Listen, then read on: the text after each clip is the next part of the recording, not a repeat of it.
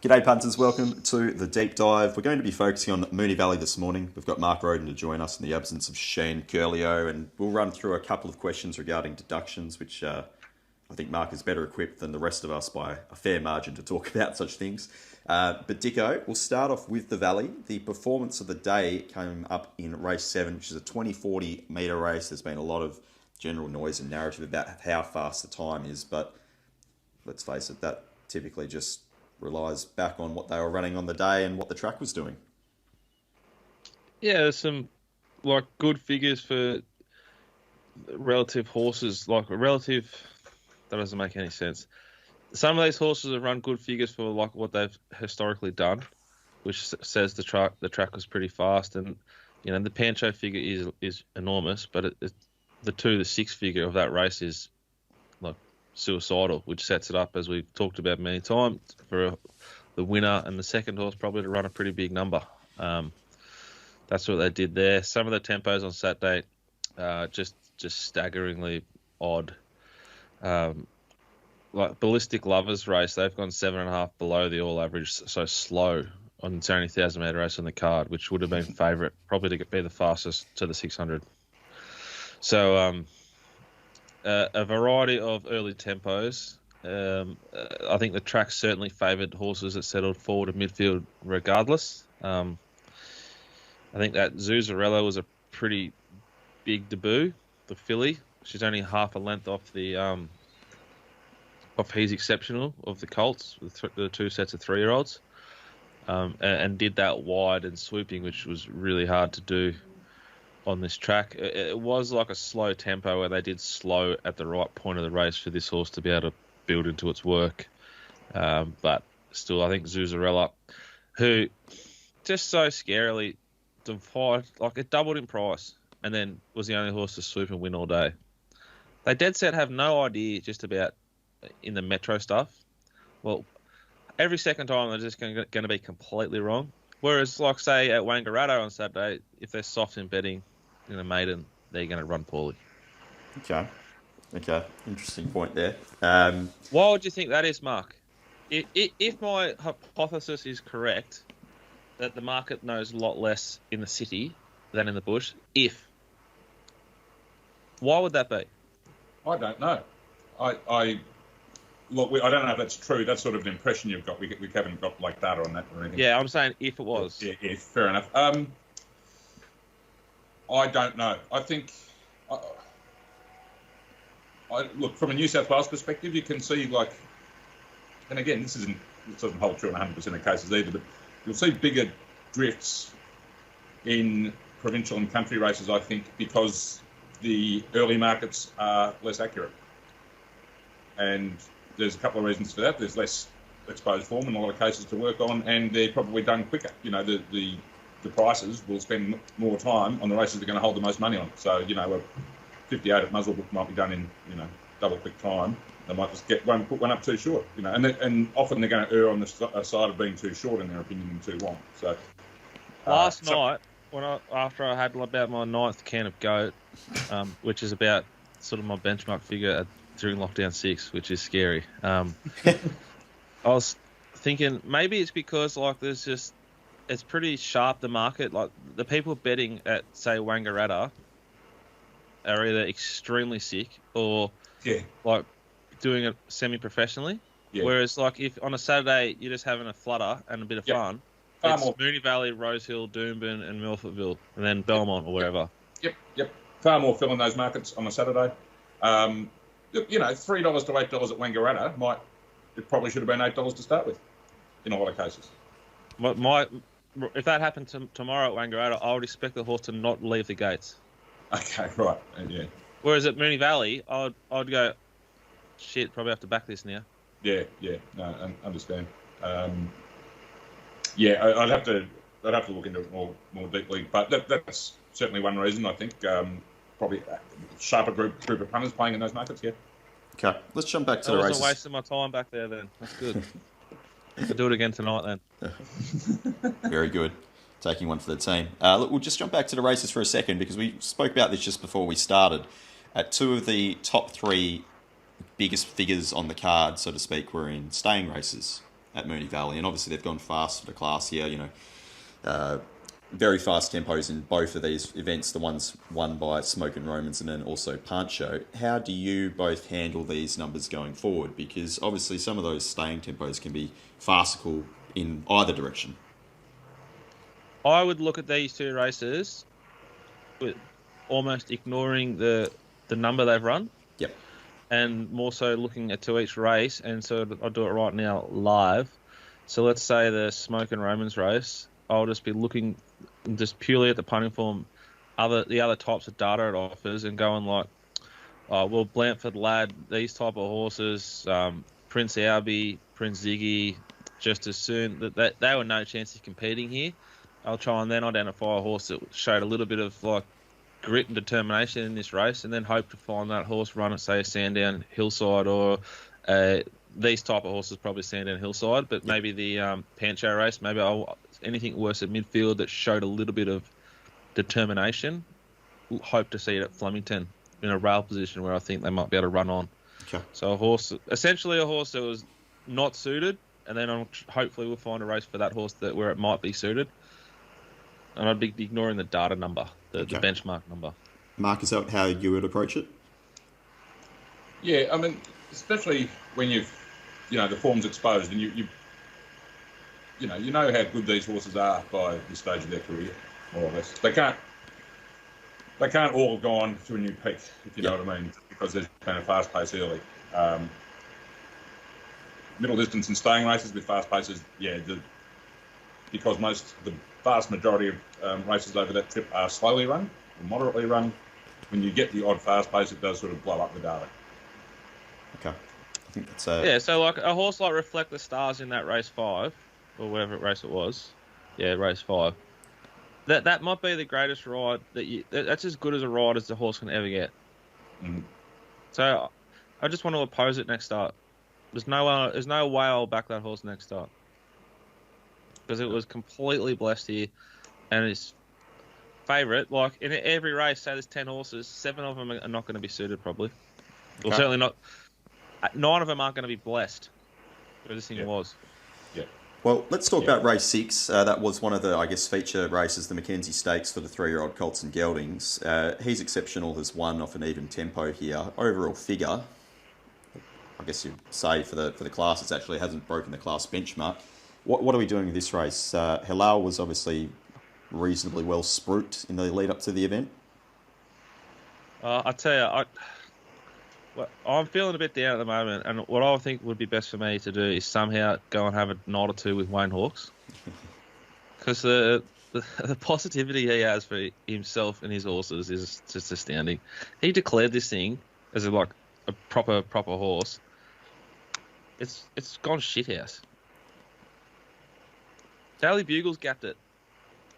If I didn't know that the anything other than this race, I'm with Daily Bugle every other week to beat Halal next start. Yeah, and the only other thing you've got information-wise is the starting price.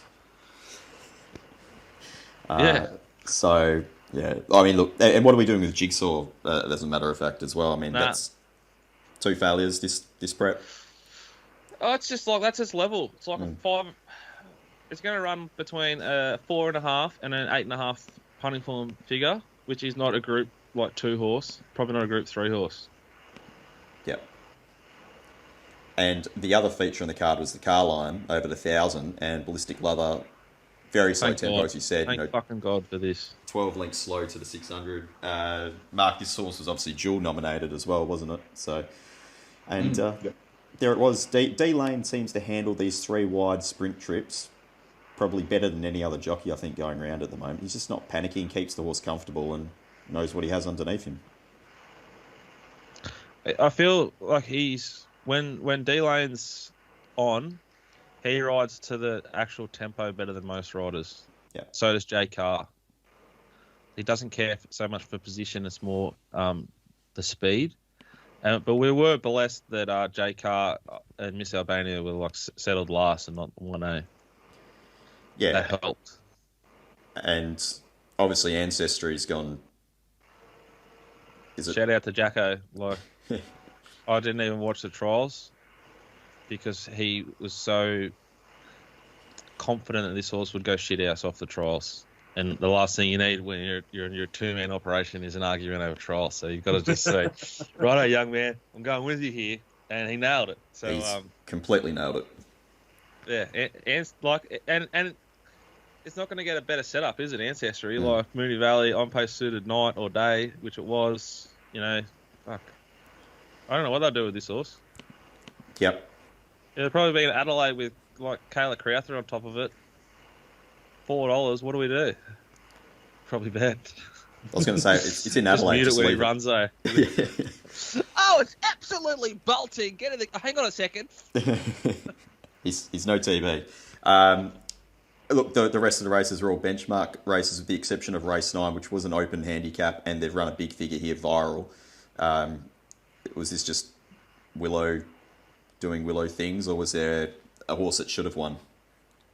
Viral's almost matched, just slightly improved the figure it ran the previous start, so, good on it. And Danny O'Brien horse has run a big figure 2 times in a row. Is Danny back? We saw Gunda Windy win race 4 at Sale yesterday. Didn't win like a $1.60 shot, but it won.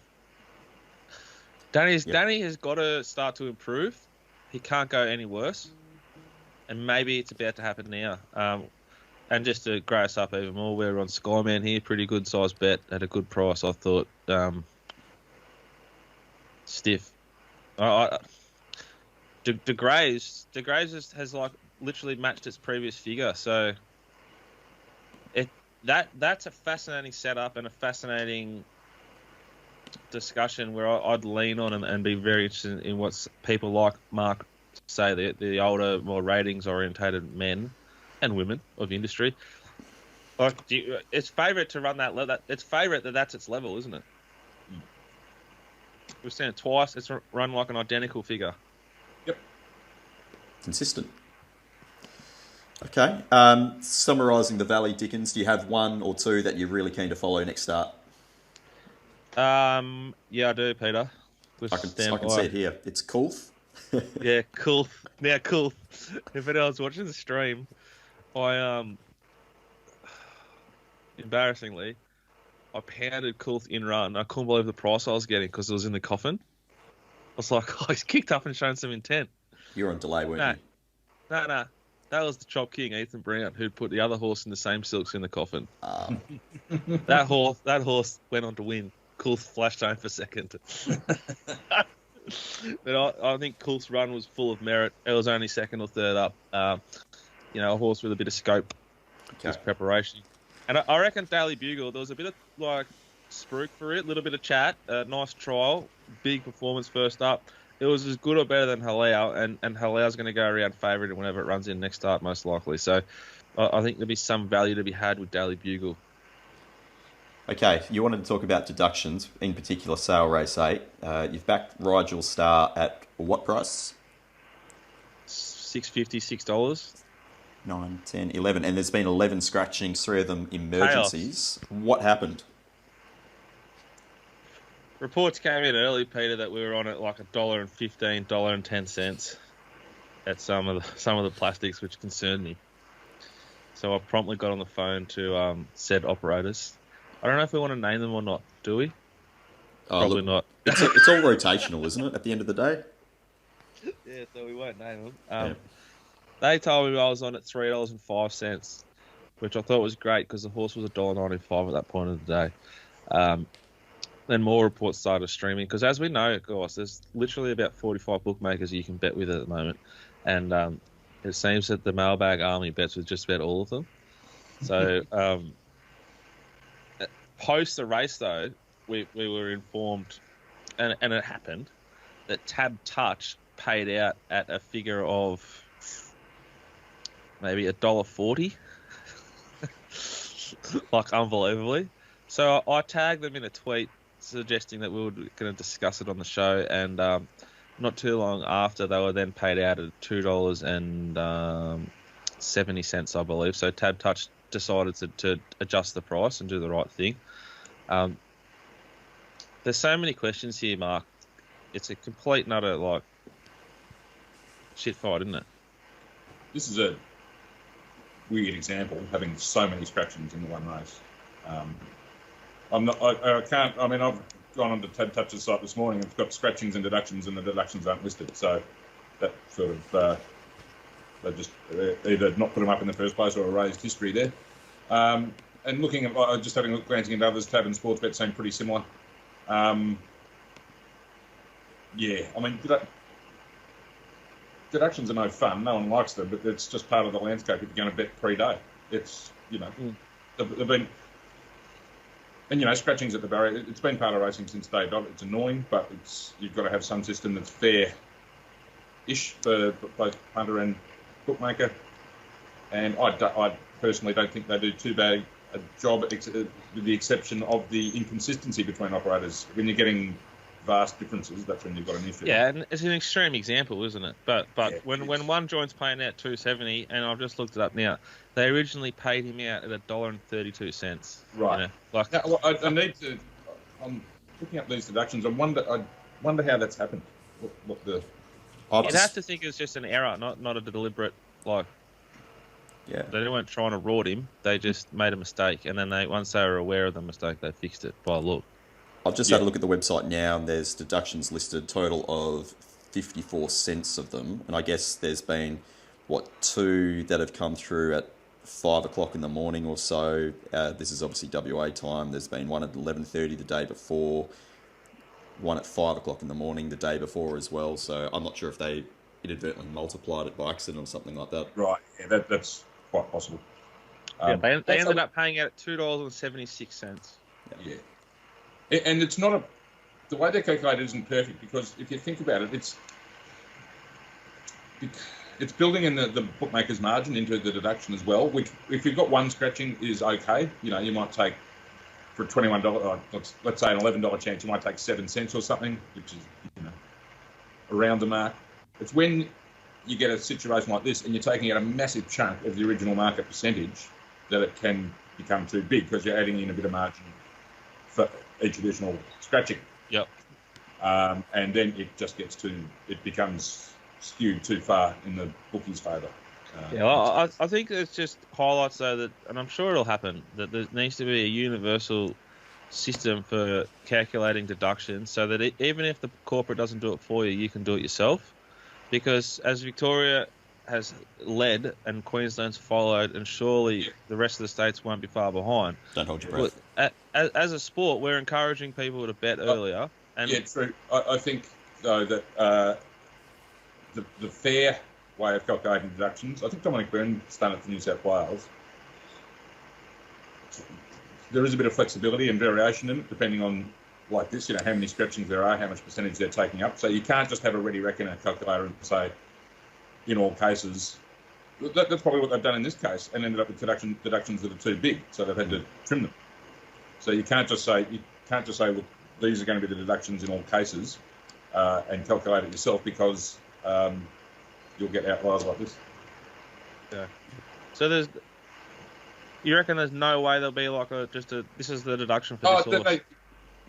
Yeah, I think there's no reason that like industry-wide standard deductions can't be enforced. Yeah, that's what I think will happen. Yeah. It has to happen. And that would just at least just clear up this confusion and people whinging about, Sportsbet took this and Ladbrokes took that, and, I mean, I don't see from a bookmaker's point of view why you don't go the lowest way possible and keep your punters happy. It's just taking higher deductions than anyone else. You might think you're clawing back some profit or loss, in the individual race, but it's a PR loss in every case. It's the first thing people are going to whinge about. Mm. So why you wouldn't go the low way in every possible situation is beyond me, but it's just my opinion. Well, the skeptic in me, and I don't know if Rob was on the show, he'd be saying this, that maybe there's a conspiracy theory here for you. They were trying to imply to the punter that, hey mate, hey buddy, you listening? You're on it like $1.40. We've currently got it at $1.80. Why don't you have another go? Because it's value. When really, we've got $1.80, mate, but you're actually on at $2.70. So sit tight and enjoy the ride. Which was a ride. Jesus Christ, that thing come off our back. And if it got up like yesterday, I wouldn't be here this morning on the show. Guess it's a good problem to have then, that we're talking about in the first place. Yeah, it is a good problem to have. All right, very good. Look, we do have a couple of Q&A questions. We'll address those on the preview show later in the week. Just mindful we're trying to keep the shows down to a more bite-sized, friendly time so we can all get on with our lives a little bit faster. But Dickens... There's so much to do too. Like, we need to get out of here and get on with our lives, isn't there? There's so much to do. Well, indeed, Mark Rhoden and myself need to film the Randwick review. But besides that, just before we do that, Dickens, your week ahead looks like this. You've got synthetic meetings Monday, Tuesday. Have a good couple of days off, well earned. Sandown Wednesday, Echuca Thursday, Pakenham Friday, Caulfield for the Group 1 Memsey, and then Moe on Sunday. Well, that's a bit extreme, but, you know, at least you got the Group 1 race back. Yeah, no, going to work our asses off today to get prices done for Sandown today, and we're going to bet. I'm going to bet a lot. Like, as soon as they go up, we're going to knock them off today. Sandown's the focus, and then on Wednesday, we're just going to be pounding the Caulfield meeting, getting our prices right, and just knocking them off. And then copying the deductions when they occur. Yeah. And then I'm going to ring Mark and say, hey, mate, there's been 3 scratchings in this race. What price am I on that, please? Because I can't figure it out. All right. Very good. Good work, all. We'll catch up later in the week, Dicko, and we'll preview that Group 1 Memsey Stakes meeting from Caulfield. Until then, go well, enjoy Royal Sundown. Get the Platinum Pack and bet with us every single day.